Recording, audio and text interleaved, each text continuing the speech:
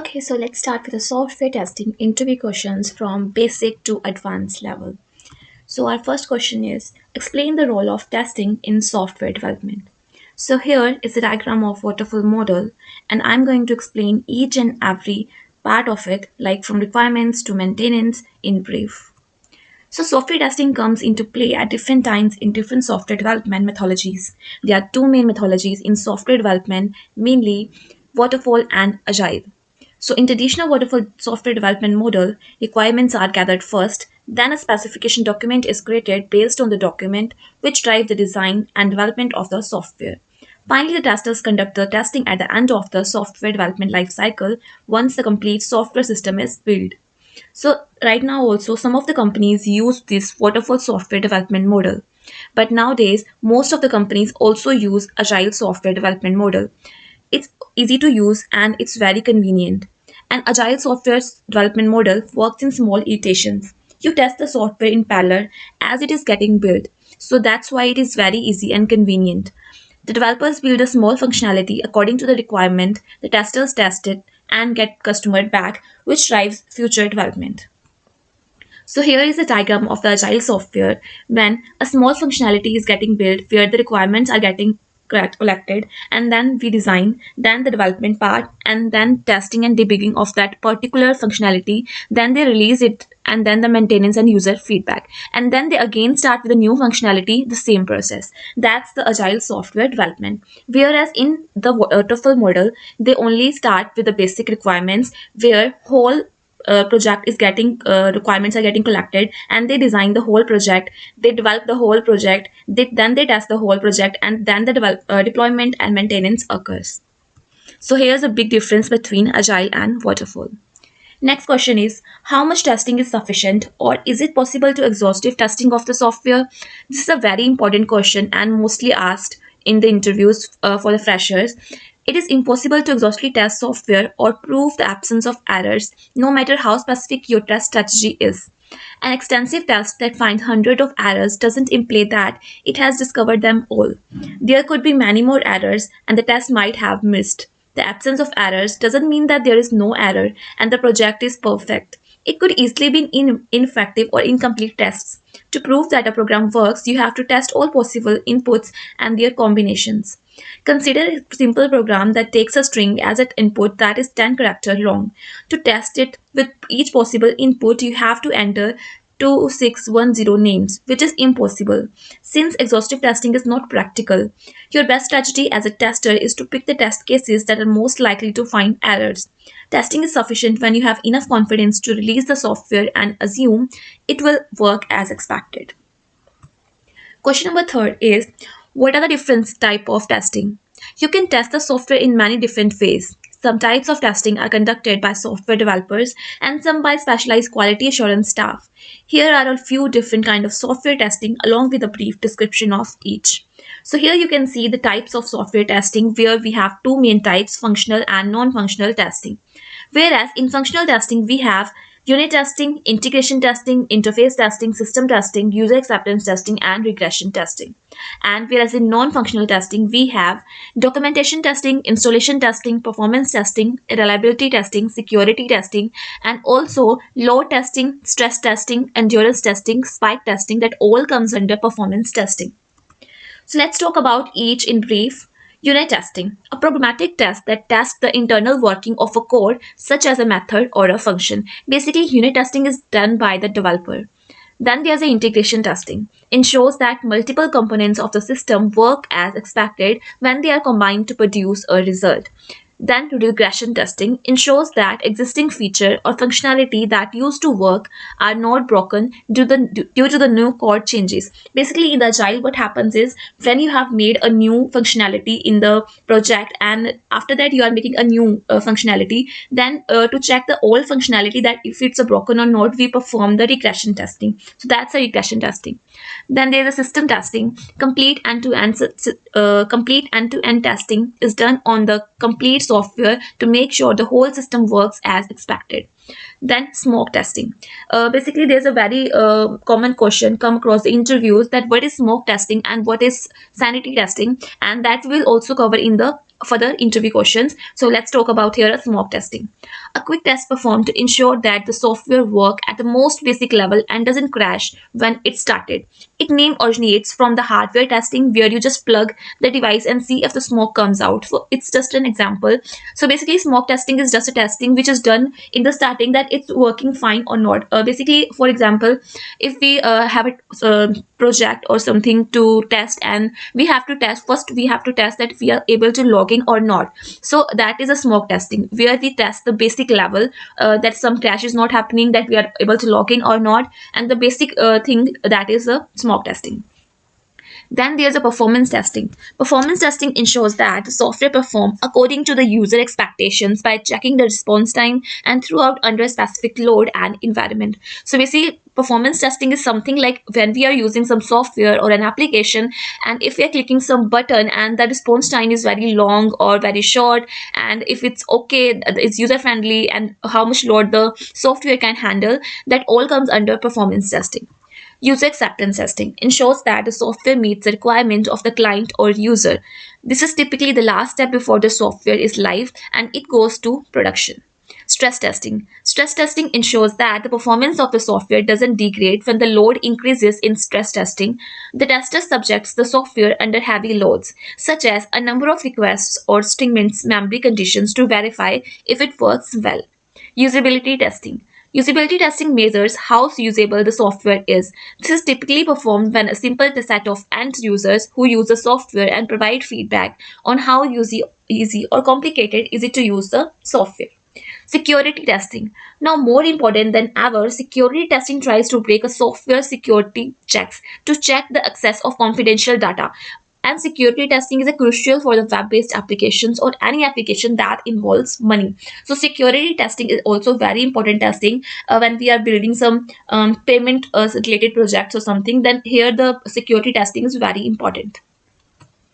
Next question is why developers shouldn't test the software they wrote. So basically, the interviewer also asks you then what is the best option to test a software that a software the developer who wrote the test code should test the software, or the tester, a separate tester should test the software. So that's a very tricky question and mostly asked for the freshers, also to some experienced testers. So the answer is developers make poor testers. Here are some examples why. They try to test the code to make sure that it works rather than testing all the way in which it doesn't work. So basically the difference is here the developers want that so the developer wants that the software they make that should work, and the testers are some who wants that the software should break at the some point, and they're trying to break it. There's nothing negative like the testers are trying to break it, but they want that the client or the user doesn't find any breakage, and that's why they are trying to break it at their level, so that if there's any issue in the software they come to know and they can fix it by the developer. So basically a developer won't do any negative scenario or won't do anything to make their own code. So that's why the basic difference is here that the developer can't test their own software or the code they write on by their own. So they try to test the code in make sure that it works rather than testing all the ways in which it doesn't work. And since they wrote it themselves, developers tend to be very optimistic about the software and don't have the correct attitude needed for testing to break the software. Developers keep the most sophisticated tests that the experienced tester would perform to break the software. They follow the happy path to execute the code and start to finish with the proper inputs, often not enough to get the confidence to ship software in production, and whereas a tester would always put some negative values and try to find the breaking point of the software. However, it doesn't mean that software shouldn't test the so it doesn't mean that the developers shouldn't test the software before sending it to the tester. Of course, the developer should test it, and that will help finding many bugs that are caused by the programming errors. And these are very hard to find to a tester, as testers basically do the black box testing, and because they don't always have the access to the source code. So that's why developers always you have to do the unit testing and basic testing. So next question is, what is the software testing lifecycle?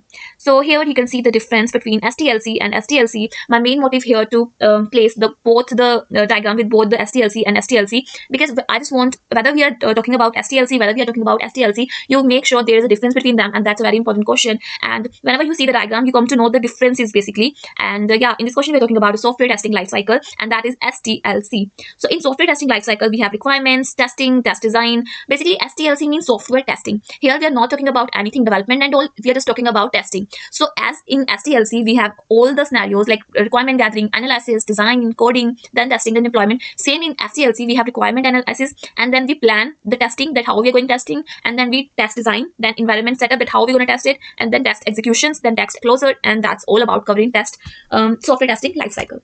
So first is understanding the requirement. Before testing software or a feature, the tester must first understand that it's supposed to do. Basically, when we are testing a software or an application, we have to know what the application or the software do. If we don't know, we can't test it properly. So first is understanding the requirements. If they don't know how the software is supposed to work, they can't test it effectively. Test planning and case development. Once the tester has a clear understanding of the requirement, that how the testing is going to happen and how the software works, they can create a test plan. Basically, a test plan includes the scope of testing, that is the part of software under test, and the objectives for testing. Various activities are involved in planning the test, such as creating documentation, estimating the time, efforts are involved, deciding the tools and platform, and the individual who are conducting the tests. So prepare a test environment, then development happens in the development environment, where a developer computer that might not be present in the actual environment, and the software will run in production. Same way, a tester prepares the environment with the test data that mimics the end user environment and assists the realistic testing of the software. Then they generate the test data. Though it is impossible to do exhaustive testing of the software, the tester tries to do realistic test data to give them the confidence that the software will survive the real world if it passes the test.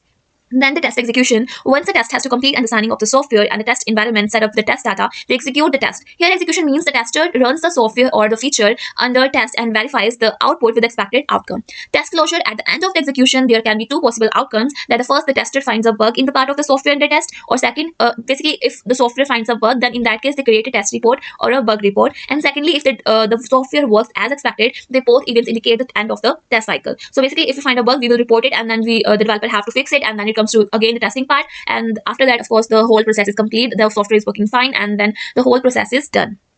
Next question is, what qualities a software tester should have? So basically, also it's very important that some qualities a software tester should have, and any software tester goal is to find out as many as bugs and as many as problems they have to find out before the customer find. Basically, if you are testing an application and you say that there's no issue and that's all okay, all working fine, and the developers they release it in the production and in the real world, the customers are finding some bugs, that's a very bad impression, and for a tester also, for a client also, and that's a very bad impression. So as a tester, you should find as many as bugs you can find before the real customer, real end user find it. Hence, a good tester should have a keen eye for the detail. They should know the ins and outs of the software. Basically, they know how the software is running and what's the breaking point, and how the real customer is going to deal with this product. So the real testing and push every aspect of the software to its limits to identify bugs that are hard to find with a software regular use. Having the domain knowledge of the application is essential. If a tester doesn't understand the specific problems the software is trying to solve, they won't be able to test it thoroughly. And a good tester should keep the end user in mind while they are testing the software. Having empathy with the end user help the tester ensure that the software is accessible and usable. Same, the tester should possess basic programming skills to think from the developer perspective also. So there should be a basic understanding which allows them to notice some common programming errors such as null reference, out of memory error, etc. And the combination both written and verbal should be good. It is essential skill for a tester, and as a tester you should have a good written verbal communication. So that's the basic source to communicate with the developer by writing the test cases and the defects. A tester will frequently have to interact with both the developer and the management, so they should be able to explain the bug and the problem found during the testing to the developer. For each bug found, a good tester should provide a detailed bug consisting of all the information, and that we are going to talk about in the next few questions, that how a good bug have to be written in the tools. They should be able to make a good case to the management if they are uncomfortable releasing the software if it contains unsolved issues. Okay, so our next question is, what is functional testing? So functional testing is performed, it is basically a form of black box testing. What is functional testing? A functional testing is a form of black box testing, and as the name suggests, it focuses on the software functional requirements rather than the internal implementation. So functional requirement refers to the required behavior in the system in terms of inputs and outputs. It validates the software against the functional requirement or the specification, ignoring the non-functional attributes such as performance, usability, and reliability. Functional testing aims to answer the following questions in a particular. Does the software fulfill its functional requirements? Does it solve its intended user problems? So that's the basic functional testing. And where basically, if I would say functional testing is something where we are trying to see that the suppose by an example, suppose we have a button through which we can sign in the application. Then if we're clicking on the sign up button and we are not able to do anything, we are not able to sign in, that's the defect, right? So functional testing is that we have to check that the button is properly functioning or not, so that all things are come under the functional testing. So what is a bug report? That's we were talking about the bug how to write a bug, that the tester should have a good communication, written or verbal. And what's a bug report here? So during testing, a tester record their observations, findings, and other information, everything that is useful to the developer or the management. All that data belongs to a test report called a bug report. So a detailed bug report is an important artifact produced during testing. It helps the team members with the basic understanding of the problem, that what's the problem and steps to reproduce the problem, and then environment in that which environment the tester find the bug, and what's the resolution, and when the developer fix it.